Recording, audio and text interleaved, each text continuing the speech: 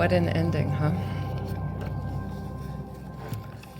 I know there's a lot to process after seeing this film, but first I want to introduce you to two of the filmmakers who created the world that you just inhabited for the last 2 hours. Jeremy Hindle is the award-winning production designer of A House of Dynamite. He's also the designer of the unsettling TV series Severance. Before that, he designed 2 films with Kathryn Bigelow, Zero Dark 30 and Detroit. God, I love that film. He also designed Top Gun Maverick, directed by Joseph Kosinski. Susanne Scheel is a New York-based casting director who was also the casting director for the critically acclaimed film Past Lives with Greta Lee, who you just saw also in House of Dynamite, and which we screened here as part of our 2023 Contender series. Scheel has earned many awards for excellence in casting, and her work is known for nuanced ensemble building and a great eye for naturalistic performances, and you just saw that in full view in this incredible film. Jeremy Hindle and Susanne Scheel will be interviewed briefly by Jenelle Riley, award-winning playwright and the Deputy Awards and Features Editor at Variety. So please join me in welcoming Jeremy Hindle, Susanne Scheel, and Jenelle Riley.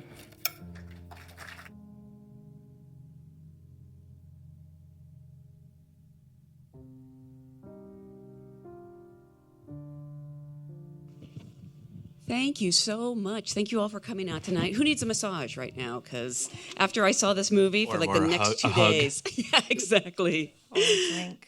Or who needs Idris Elba to be president? I think I can fall for that one.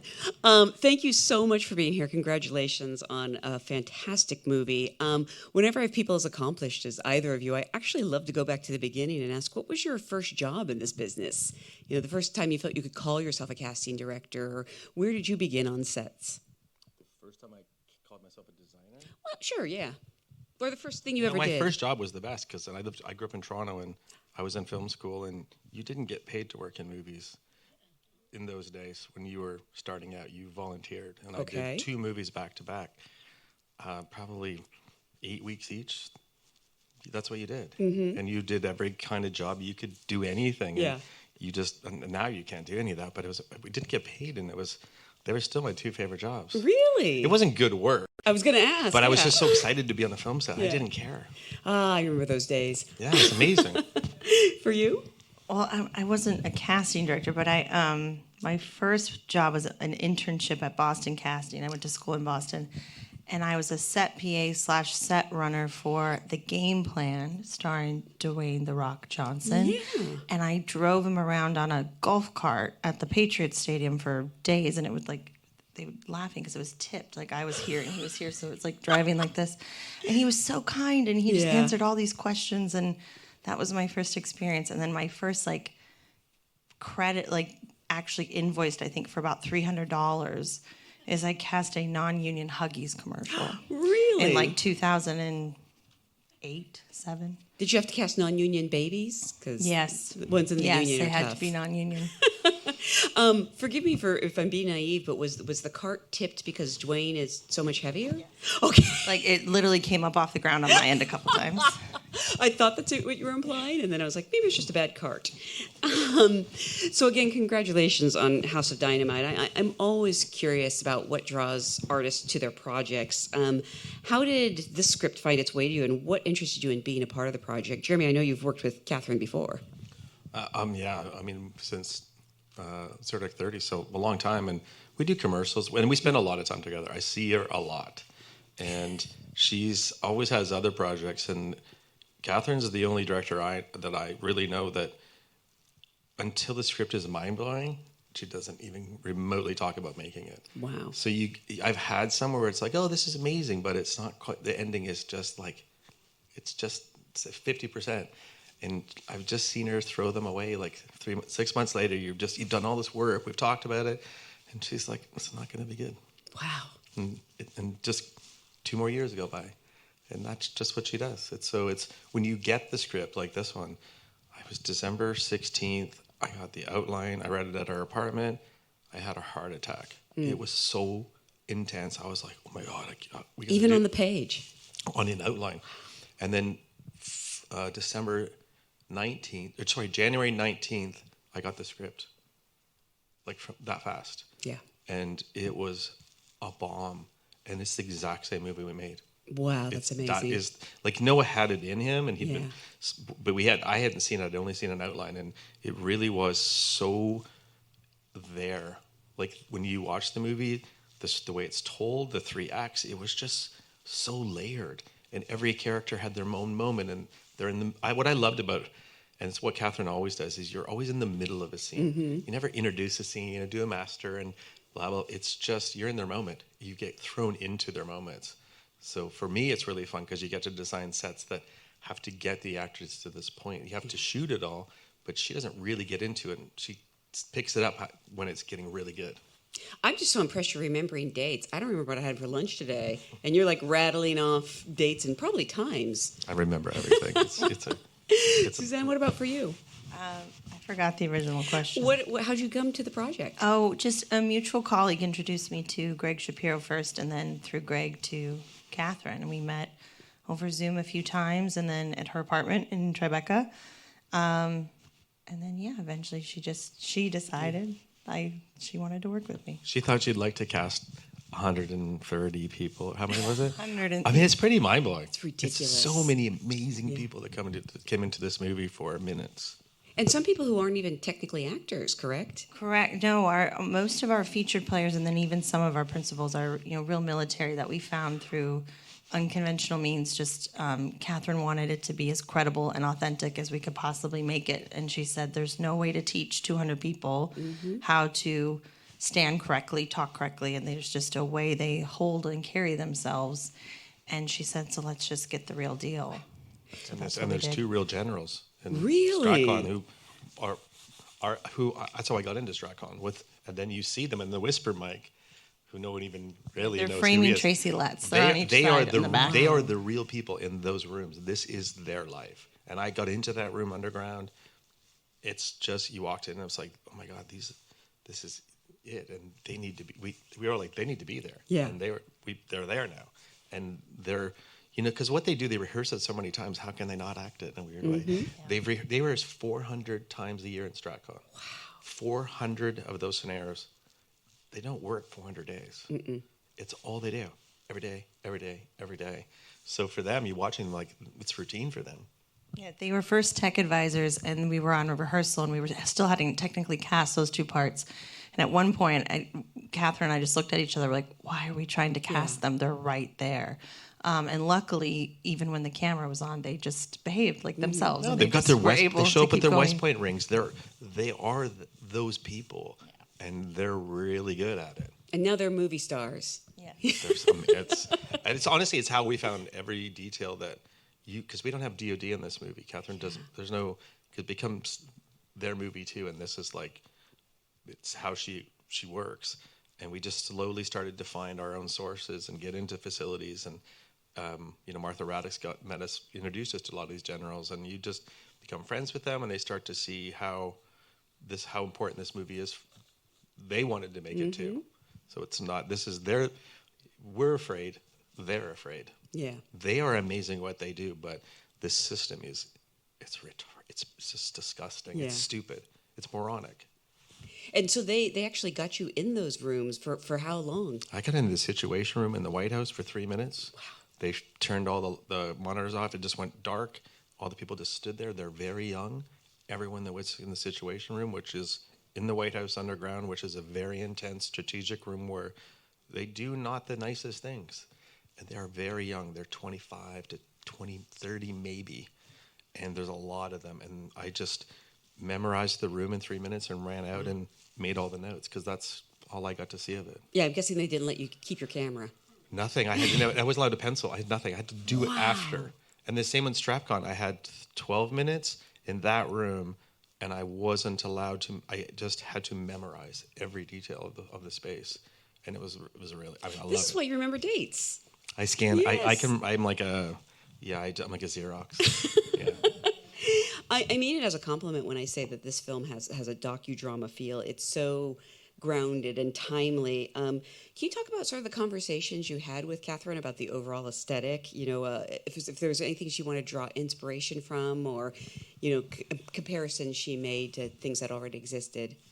it just has to be real. Yeah. To her, it's like, if this movie wasn't correct and didn't, like, it's not, I didn't even stylist any of the sets. I did the sets as they are. They're not my taste. I don't love them.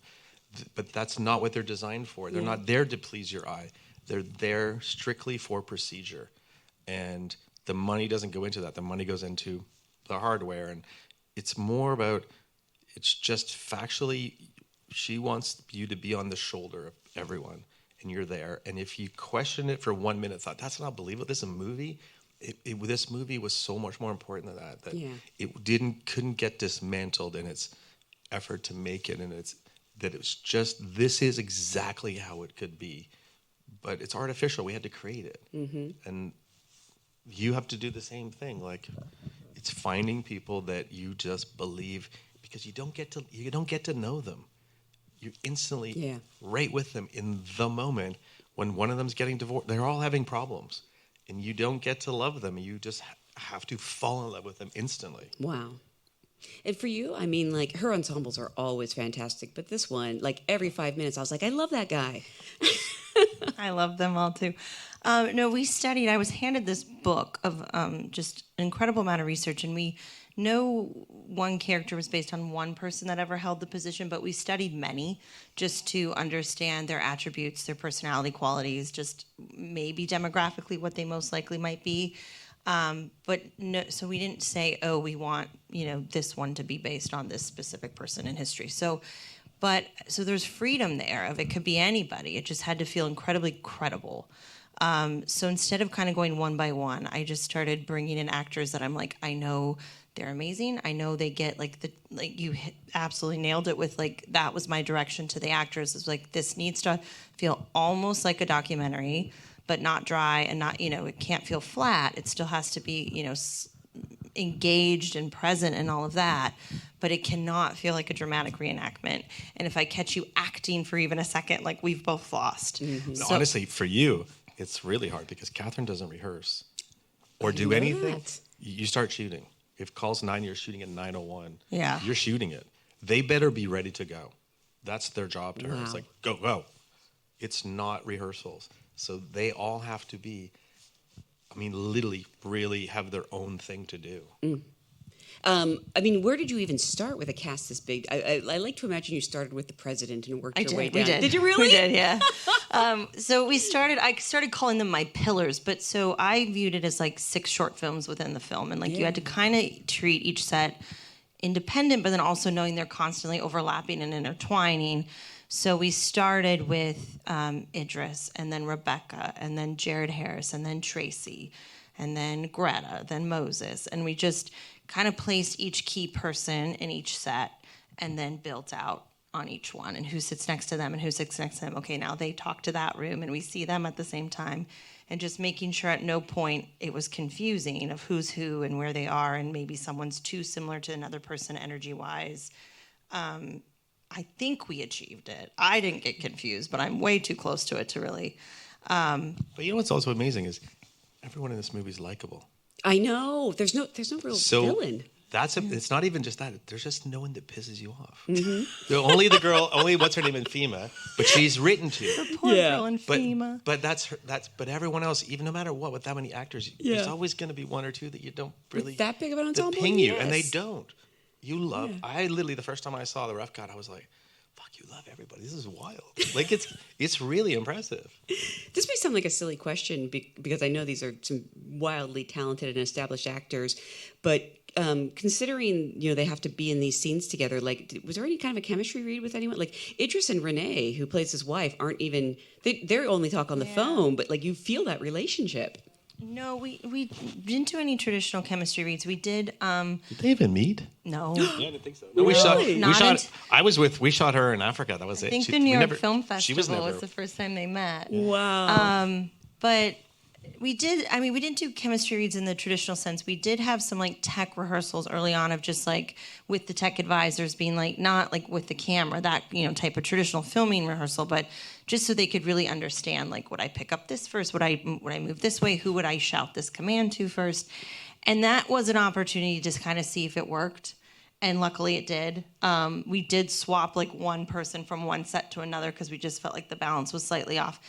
And but that was one out of 113. So it was just, there was a sense of and to me, the script was so clear, and the research we were handed, like the energy of each room, like you mentioned, like the White House Situation Room, it shocked me how young those people were. And at first it felt odd to be casting this young of people, but then you look at all the photos and that's how young they are. So That's wild. yeah, I think because the research was so prevalent and also the script was so tight, it just felt like we had a clear, like, just map to follow. And I hear these sets were really immersive. Were they 360 degrees or? Yeah, so honestly, this for Kathryn, everything's a 360 because she's never gonna, it's not shot stylistically that this is where we are, do your thing. It's go do your thing, and we're gonna find you, and that's just how she works. So in all the sets, because there's it's Stracon, it's so long, and there's so much interaction with the screens. We shot all those sets simultaneously. Wow. Other actors are on other sets, on screens, talking to each other. They acted with each other on screens. Wow. They can pick up the phone and actually call each other. It was all in sync.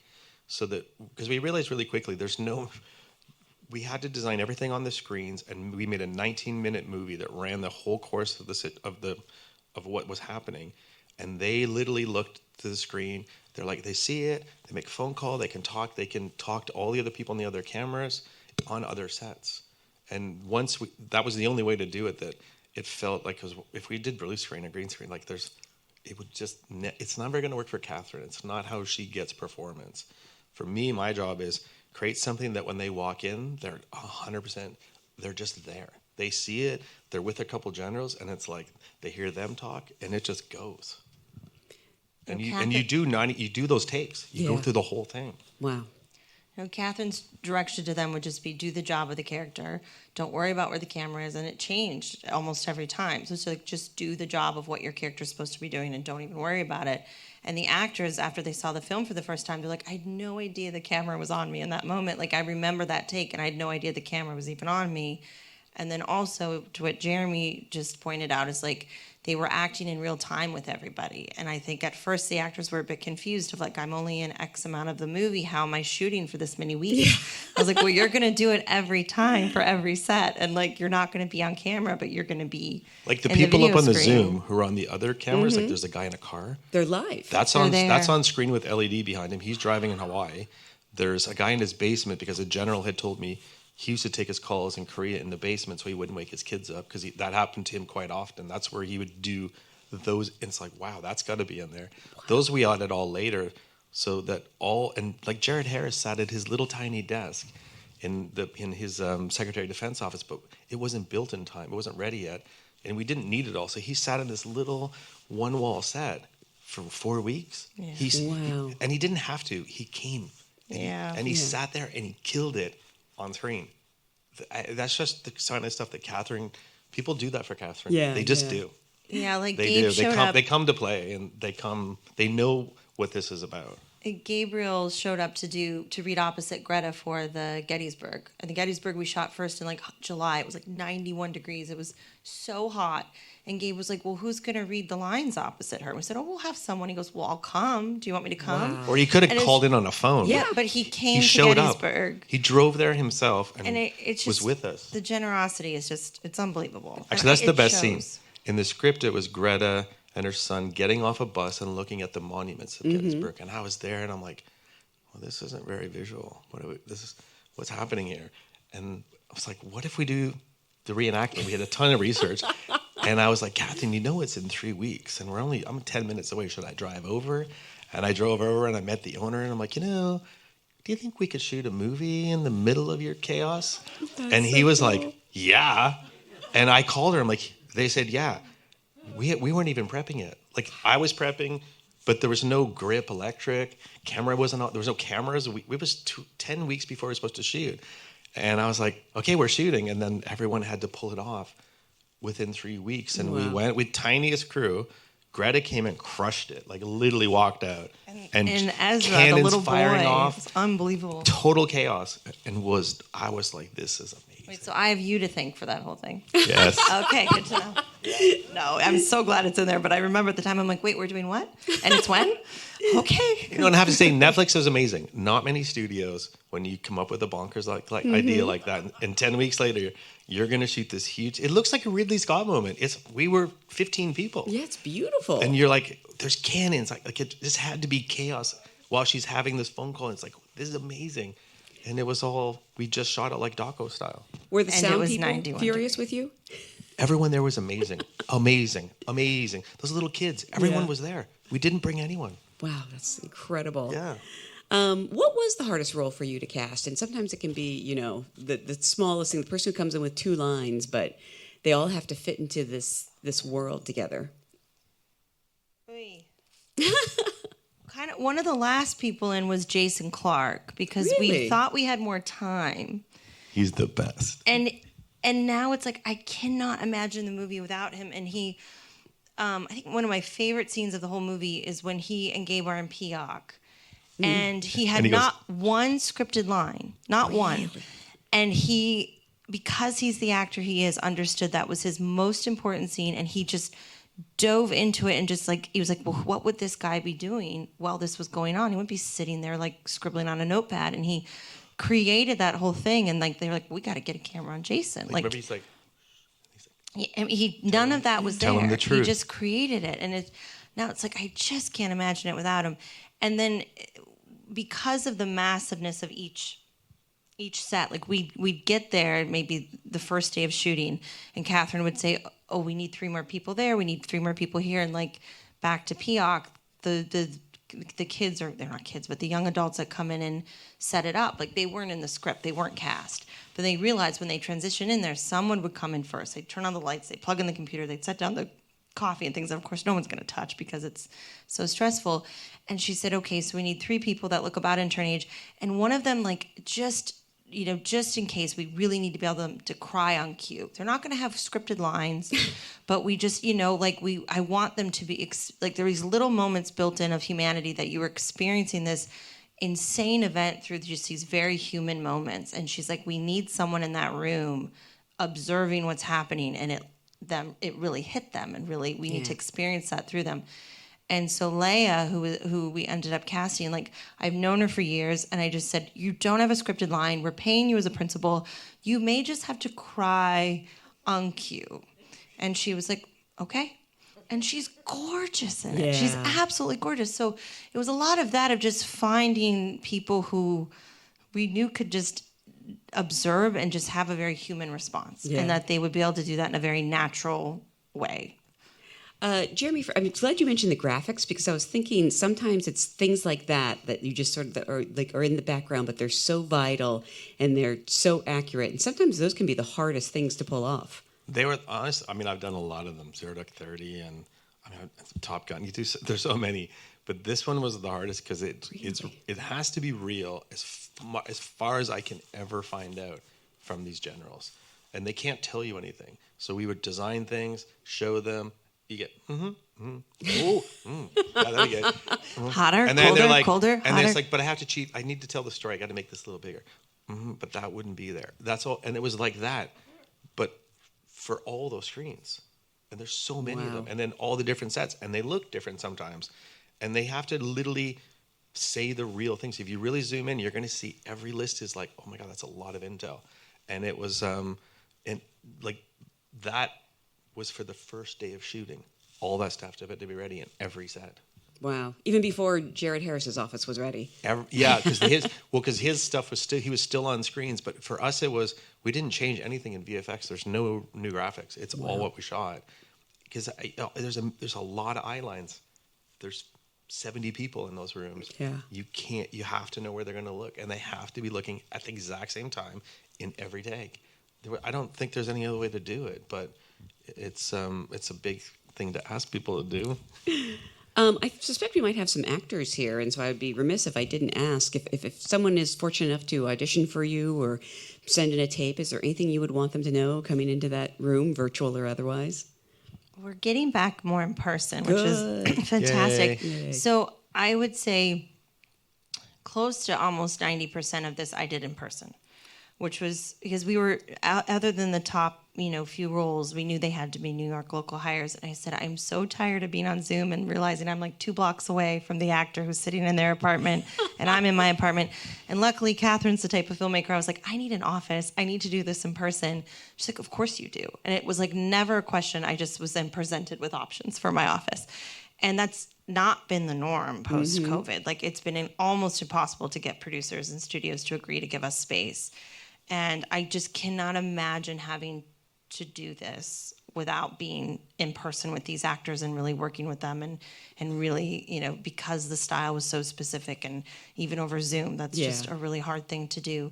So I think that's something to know is that we are pushing very hard to just get back in the room. And she did cast everyone from Hamilton. I noticed that, But 2 of the most amazing people in Hamilton, I'm like, honestly...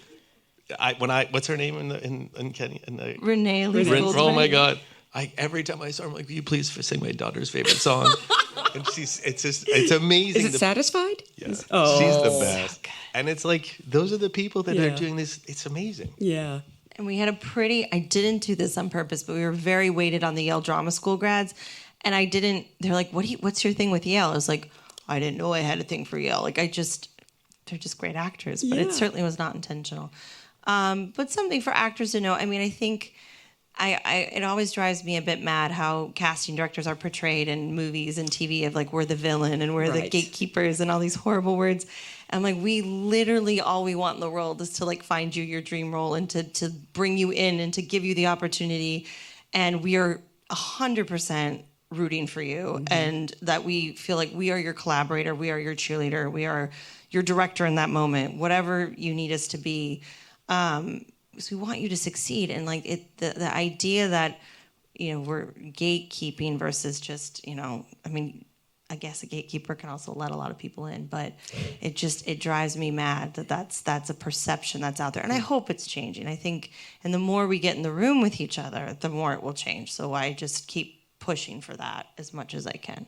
I feel like people who really know that you want your job to be made easier. You want to find the person you're looking for. Yeah, if for nothing else than pure selfish reasons. Like I want you to be great, but there's so much more for me than that. Yeah. But like truly, like if for nothing else, like my job is to cast this role. Yeah. So I need to find someone great. But What's interesting is like who's the Native American girl again too from Amina. Amina. Yeah. Oh my God, like she's incredible.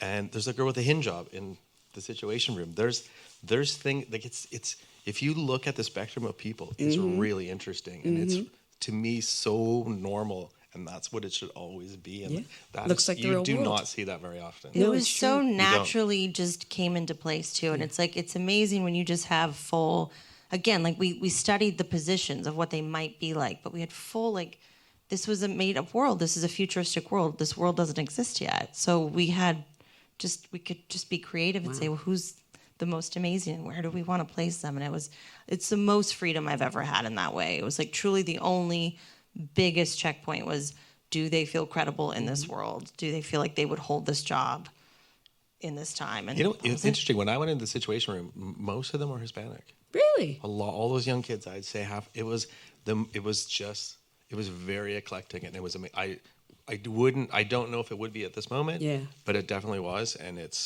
was amazing. That's fascinating, the things you learn. I want to remind everyone this movie is currently streaming on Netflix, so if you want to give yourself another heart attack, go home and watch it again. I want to thank you so much for being here. Congratulations on a brilliant movie. Thank you for being a great audience. Thank you so much.